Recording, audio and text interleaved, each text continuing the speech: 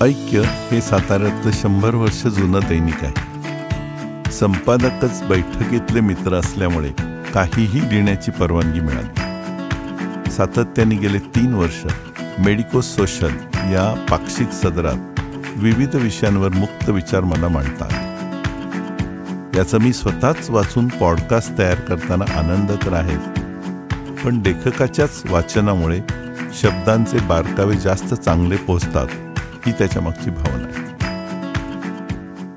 आजचा विषय आहे इगो, अहंभाव की सारासार विचार. खरं तर खूप झोप येत होती. अलार्म बंद करून 2दा झोपून गेलो. बेडमध्येच खूप छान वाटत होतं. पण अचानक संपादक साहेबांची शेवटची तारीख आठवली. शनिवारी सकाळी लेख छापला जाणार म्हणजे शुक्रवारच्या आतच तो पोचायला लागतो. मग उठलोच, थोडा व्यायाम, कॉफी, व्हॉट्सॲप वगैरे करून लेख लिहायला बसलो आणि लक्षात आलं की हाच आजचा विषय आहे. ईड, इगो, सुपर इगो. ईड हे जनावर म्हणत होतं की झोप फार भारी आहे, चला झोपून राहू. सुपर इगो म्हणजे नैतिकता आणि माहिती संपादकांची आठवण करून देत होतं. शेवटी इगोनी सारासार विचार केला आणि लेख लिहायला घेतला. आपल्या सर्व वर्तनांमागे हे 3 लोक दंगा घालत असतात. जे प्रत्यक्ष शेवटी घडतं तो एक हिमनगाचं टोक, आईसबर्गचं टिप असतं. जनावराप्रमाणे वागणारं बालिश ईड कधी प्रभावी ठरतं, कधी नैतिकतेने बांधलेला पोक्त सुपर इगो हवी होतो, किंवा कधीकधी सुवर्ण मध्य साधण्याची तारेवरची कसरत इगो करतो. म्हणजे असं म्हणूयात की ईड म्हणजे ते किंवा मूल किंवा जनावर आहे, इगो म्हणजे मी, आणि सुपर इगो म्हणजे ते मीचे आई वडील. असं म्हणतात की आपण ईड घेऊन जन्माला येतो. जन्मजात अर्भकाला पण मायेची कूस कळते, थंडी वाजते, भूक लागते आणि केकाटणं किंवा गालात हसणं ईडच्या समाधानाप्रमाणेच होतं. सुपर इगो म्हणे वय 5 नंतर जन्माला येतो. माहिती, पालकत्व, अनुभव, वाचन यातून एक विचारधारा तयार होत असते. नैतिकता वगैरे जड शब्दांनी हा सुपर इगो वर्तणुकीवर नियंत्रण ठेवत असतो. इगो म्हणजे मी हा एक चीफ एक्झिक्युटिव्ह ऑफिसर, CEO असतो. तो ईड करून प्रेरणा घेतो, सुपर इगोकडनं माहिती घेतो आणि त्यावेळेला काय करायचं ते आचरणात आणतो किंवा एक्झिक्यूट करतो. 2 मित्र बरं का बरेच वर्षांनी भेटतात. लहानपणीची ईडची सवय असे की समोरून आलेल्या प्रत्येक शरीरावर भाष्य करणं. समोरून आलेल्या एका सुंदरीकडे बघून ए म्हणतो, वा काय कमनीय बांधाय. त्यावर बी म्हणतो, कमनीयवरून आठवण झाली, वहिनी काय म्हणतात. दोघेही ए आणि बी हे ईड झोनमध्ये असतात आपल्या लहानपणाच्या. बीच्या सुपर इगोनी त्याला खरं तर वहिनीबद्दलची माहिती पुरवली असते, पण सारासार विचार करणाऱ्या इगोला कुठे काय बोलायचं हे एक्झिक्यूट करता आलं नाही. आता हे दोघं मित्रच राहिलेले नाहीत. प्रत्येक प्रसंगामध्ये आपल्या आचरणामध्ये ईड, इगो, सुपर इगोचे रंग भरलेले असतात.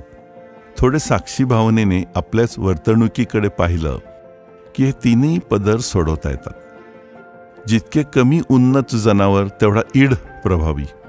जेवढं वय, अनुभव जास्त तेवढा सुपर इगो प्रभावी. या दोन्हीचा वापर करून इगोचं म्हणजे मीचं वर्तन म्हणजे मध्यम मार्ग. कुत्रा म्हणजे ईड जास्त. शेपटीवर पाय पडला की वळून चावायचं हे ईडचं आचरण. मग अगदी पंतप्रधानाचा पाय जरी पडला तरी चावा हेच आचरण, आणि हे आपण बघतोच आहोत आजकाल. असं म्हणतात की मेमरी, भौगोलिक अंदाज यात हत्ती तरबेज म्हणजे त्याचा सुपर इगो छान. पण मोहाची 2 फुलं खाल्ली की सुपर इगोची जागा ईड घेतो आणि मदमस्त झुला सुरू होतो. खरं तर मानवी मन ईड, इगो आणि सुपर इगोची एक सुरेख बांधण असायला हवी. आपली उन्नती त्याच्यासाठीच किंवा त्यामुळेच झाली असावी. पण आपला इगो बहुतेक वेळेला ईडनी दिलेल्या आनंद आणि यश या गोष्टींवरच काम करत राहतो. काही लोक सुपर इगोच्या आहारी जातात आणि लोकमान्य टिळकांसारखी नैतिकता झेपत नसतानाही ती उगाचच पाळू पाहतात. आईस्क्रीम हवं असं ईड म्हणतो, शुगर वाईट असं सुपर इगो म्हणतो. आणि इगो कधीतरी आईस्क्रीम चवीने खातो.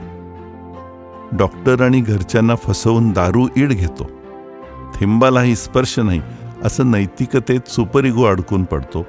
आणि कधीतरी 4 यार मिले और रात हो गुलजार असं एक्झिक्युशन इगो करतो. आजपर्यंत इगोला आपण अहंभाव, अहंकार असं जरी समजत असलो तरी हा इगो नावाचा CEO आपल्याला सुरक्षित ठेवत असतो आणि प्रगतही करत असतो. कोणी मला डुक्कर म्हटलं तर माझा ईड खवळून उठेल. सुपर इगो म्हणेल, तू डुक्कर आहेस का, मग कशाला चिडतो? आणि इगो डुक्कर म्हणणाऱ्या माणसालाच डुक्कर समजून मोकळा होतो. प्रत्येक छोट्या मोठ्या प्रसंगात ईड, इगो, सुपर इगो याचं विश्लेषण शक्य असतं आणि एक खेळ म्हणून खेळण्यामध्ये खूप मजा येते.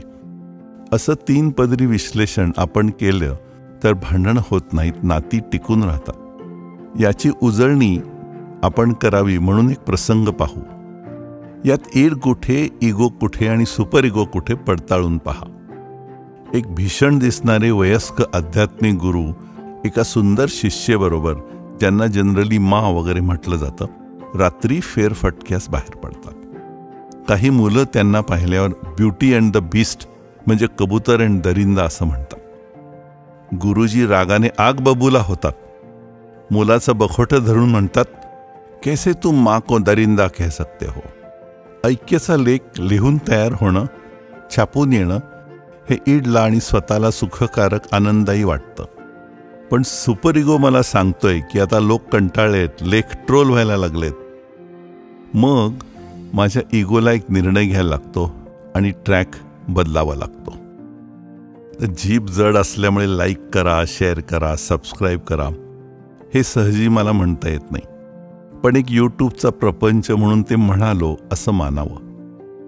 श्रोत्यांसाठीच तयार केलेलं हे अभियान असल्यामुळे आपला सहभाग हे त्याचं यश आहे, ही मूळ भावना अगदीच आहे. कॉमेंट्स तर जरूर याव्यात, कडू असोत, गोड असोत, किंवा रात्रीच्या शांततेत जेव्हा झोप येत नसली तर मी तुमचे पॉड्स ऐकते अशी कडू आणि गोड एकाच वेळेला कॉमेंट असावी.